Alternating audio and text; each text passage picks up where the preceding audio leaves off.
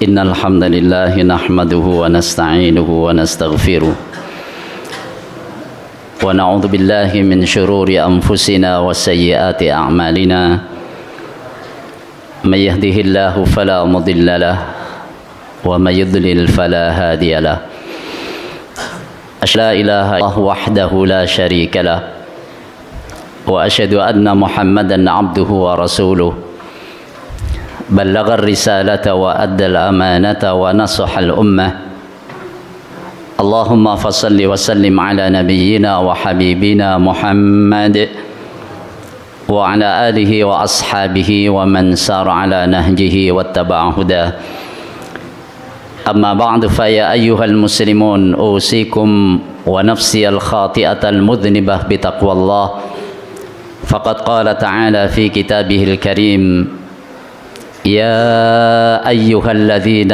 آمنوا اتقوا الله حق تقاته ولا تموتن إلا وأنتم مسلمون. Jamaah salat Jumat rahimakumullah.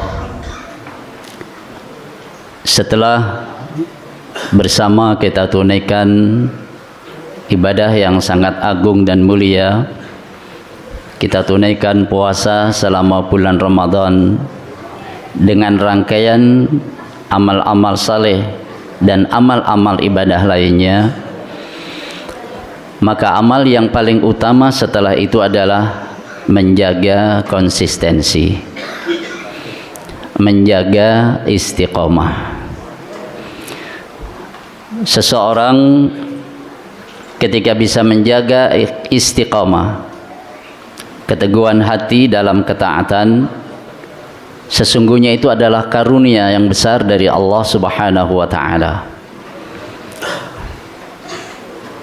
Allah Subhanahu wa taala firmankan, "Walaula an thabbatnaka laqad kitta tarkanu ilaihim syai'an qalila." Kalau sekiranya kami tidak teguhkan hatimu wahai Muhammad, niscaya engkau hampir cenderung kepada mereka barang sedikit. Artinya bahwa keteguhan itu adalah karunia Allah, keistiqomahan itu adalah fadlum minallah. Siapa yang mendapatkan karunia ini, dialah yang akan teguh pendirian, akan teguh dalam ketaatan dan istiqomah dalam amal saleh. Pertanyaan berikutnya adalah, apa saja usaha yang bisa kita lakukan dalam rangka agar kita mendapatkan karunia besar tersebut, yaitu istiqamah, keteguhan hati.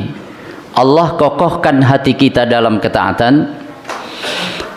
Ada beberapa hal. Yang pertama adalah al-iqbalu 'alal Qur'an, menekuni Al-Qur'an, akrab dengan Al-Qur'an. Artinya bahwa sehari-hari kita, setiap hari kita ada ayat yang kita baca. Setiap hari ada ayat yang kita usahakan untuk fahami artinya. Setiap hari ada ayat yang sudah kita hafal, kita coba kuatkan hafalan kita. Setiap hari kita berusaha pula untuk menambah ayat-ayat yang bisa kita hafal. Yang tidak kalah pentingnya adalah setiap hari kita berusaha untuk mendapatkan pesan-pesan dari Al-Quranul Karim yang kita baca, untuk kemudian kita ambil perintah harian dalam kehidupan kita. Ini cara yang pertama, akrab dengan Al-Quran, membacanya, mentadaburinya, menghafalnya, dan mengamalkannya. Allah Subhanahu wa ta'ala firmankan dalam Al-Quranul Karim, وَقَالَ الَّذِينَ كَفَرُوا لَوْلَا نُزِّلَ عَلَيْهِ الْقُرْآنُ جُمْلَةً وَاحِدَةً. Orang-orang kafir berkata, mengapa Quran itu tidak diturunkan kepadanya, yakni kepada Nabi Muhammad, sekaligus saja secara keseluruhan? Maka lanjutan ayat mengatakan kadzalika linutsabbita bihi fuadak. Seperti itulah, yakni seperti itulah kami turunkan Al-Qur'an secara bertahap, secara berangsur, yang dengan begitu agar aku kuatkan hatimu, aku teguhkan hatimu dengannya. Dari ayat ini kita simpulkan bahwa Al-Qur'an dengan mengakrabinya Allah berikan keteguhan hati kita dalam ketaatan. Yang kedua adalah membaca sirah nabawiyah atau sejarah Nabi. Dalam hal ini Allah Subhanahu wa taala firmankan wa kullan naqussu 'alaika min amba'ir rusuli ma nuthabbitu bihi fuadak. Dan tiap-tiap kisah para rasul itu kami berikan kepadamu wahai Muhammad, yang dengan begitu agar kami kuatkan hatimu, kami teguhkan hatimu dengannya. Dengan membaca sejarah Nabi, sejarah orang-orang saleh, terutama sejarah para rasul yang diutus oleh Allah Subhanahu wa taala, maka kita akan belajar untuk mendapatkan kesabaran dalam ketaatan. Kita belajar bagaimana menghadapi berbagai macam tantangan, tetap berada dalam jalur yang diridhoi dan dicintai oleh Allah Subhanahu wa taala. Ini yang kedua, membaca sirah nabawiyah atau sejarah Nabi. Yang ketiga adalah mempelajari ilmu dan mengamalkannya. Kita mempelajari ilmu yang dengan ilmu itu iman kita meningkat. Yang dengan ilmu itu hati kita semakin lembut. Yang dengan ilmu itu kita mengetahui mana yang Allah halalkan dan mana yang Allah haramkan, agar kita berusaha untuk menjauhi yang haram dan kita berada pada jalur yang dihalalkan Allah Subhanahu wa taala. Allah Subhanahu wa taala firmankan, walau annahum fa'alu ma yu'adzuna bihi lakana khairan lahum wa ashadda tathbita. Kalau sekiranya mereka mengerjakan pelajaran yang diberikan kepada mereka, walau annahum fa'alu ma yu'adzuna bihi, apa kata Allah selanjutnya? Lakana khairan lahum, niscaya yang demikian itu menjadi lebih baik bagi mereka, wa ashadda tathbita, dan lebih menguatkan keteguhan hati mereka. Mempelajari ilmu kemudian kita amalkan, menambah ilmu kemudian kita amalkan. Persoalannya bukan bagaimana seseorang mendapatkan mau'idhah dan menambah ilmu, tapi yang lebih penting dari itu adalah bagaimana ilmu yang dia dapatkan itu kemudian menjadi bagian dari apa yang diamalkan dalam kehidupannya. Kemudian yang keempat adalah as-suhbatus salihah. Kita bersahabat dengan orang-orang yang saleh.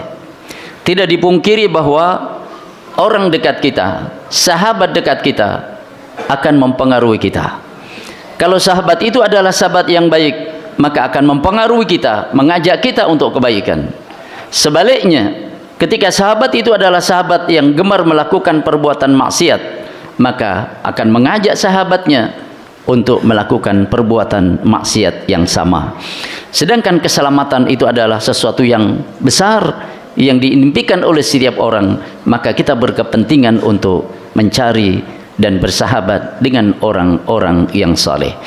Dalam hal ini Allah Subhanahu wa taala firmankan kepada nabinya, wasbir nafsaka, sabarkan dirimu wahai Muhammad, bersama siapa? Ma'al ladzina yad'una rabbahum bil ghadati wal 'ashiyyi yuriduna wajhah, bersama dengan orang-orang yang berdoa, beribadah, menyeru kepada Tuhannya di waktu pagi dan petang semata-mata mengharapkan keridhaannya.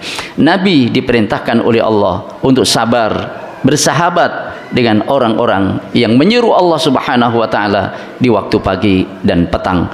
Artinya bersahabat dengan orang-orang yang saleh. Kemudian berikutnya adalah ijtinabu mawaqi'il fitan, menjauhi tempat-tempat yang akan menggelincirkan orang dari ketaatan kepada Allah, menjauhi tempat-tempat yang akan menjerumuskan orang kepada perbuatan maksiat. Ma'asyiral muslimin rahimakumullah, ini yang keempat.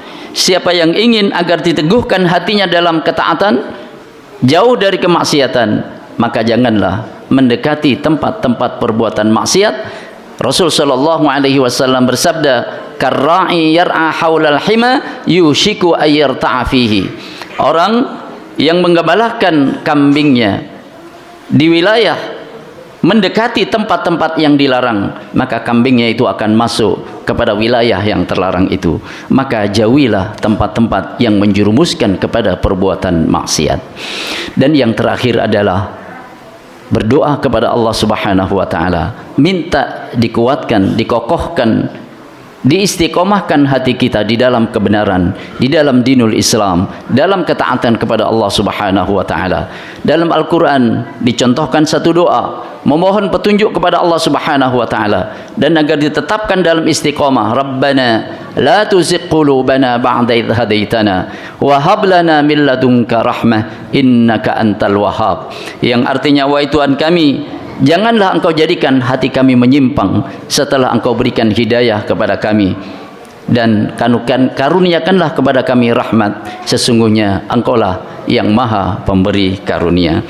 Rasulullah sallallahu alaihi wasallam sebagaimana disebutkan oleh ibunda orang-orang beriman Ummu Salamah radhiyallahu anha, bahwa di antara doa yang paling banyak dibaca oleh Nabi sallallahu alaihi wasallam adalah doa minta dikuatkan hatinya, dikokohkan hatinya di dalam agama Allah dan di dalam ketaatan kepadanya, yaitu ya muqallibal qulub tsabbit qalbi ala dinik. Wahai Allah yang membolak-balikkan hati, kokohkan hatiku di dalam atau di atas agamamu.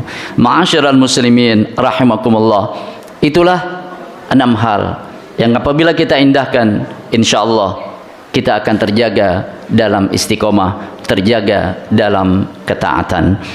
Ma'asyiral muslimin rahimakumullah, semoga Allah Subhanahu wa taala senantiasa memberikan bimbingan kepada kita setelah melakukan perbuatan baik, setelah melakukan amal saleh. Tanda amal saleh itu diterima oleh Allah Subhanahu wa taala adalah amal saleh itu akan membuahkan amal saleh berikutnya sesuai dengan firman Allah, walladzina tadau zadahum huda. Orang-orang yang mengikuti petunjuk, dan ini adalah amal saleh. Walladzina tadau, orang-orang yang mengikuti petunjuk, zadahum huda, maka Allah tambahkan kepada mereka petunjuk. Kita telah melakukan amal saleh, yaitu ibadah puasa dan ibadah-ibadah lainnya di bulan Ramadan. Tanda bahwa amal saleh kita itu diterima oleh Allah Subhanahu wa taala, maka akan menghadirkan, akan membuahkan amal-amal saleh berikutnya dengan izin Allah Subhanahu wa taala. Barakallahu li wa lakum fil Qur'anil Karim wa nafa'ani wa iyyakum bima fihi minal ayati wadh-dhikril hakim wa taqabbala minni wa minkum tilawatahu innahu huwas samiul alim. Alhamdulillahi rabbil alamin wal aqibatu lil muttaqin wa la udwana illa 'alal zalimin. Asyhadu an la ilaha illallah al malikul haqqul mubin wa asyhadu anna Muhammadar Rasulullah as-sadiqul wa'dil amin. Allahumma salli wa sallim ala nabiyyina Muhammad wa alihi wa sahbihi ajma'in. Amma ba'du, fa ya ayyuhal muslimun usikum wa iyaya bitaqwallah. Innallaha ma'al ladzina taqaw wal ladzina hum muhsinun. Innallaha wa malaikatahu yusalluna 'alan nabiy. Ya ayyuhalladzina amanu sallu 'alaihi wa sallimu taslima.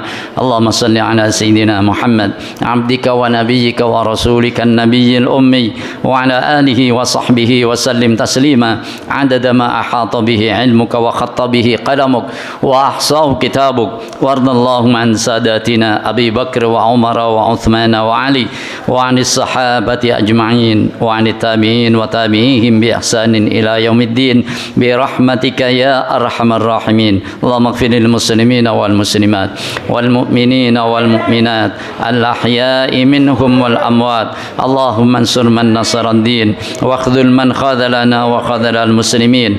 Allahumma man arada bina aw bidinina su'a faj'al da'irata as-su'i taduru 'alaihim. Rabbana atina fid dunya hasanah wa fil akhirati hasanah wa qina 'adzaban nar. Walhamdulillahi rabbil alamin. Wa aqimis salah wa la dzikrullahi akbar.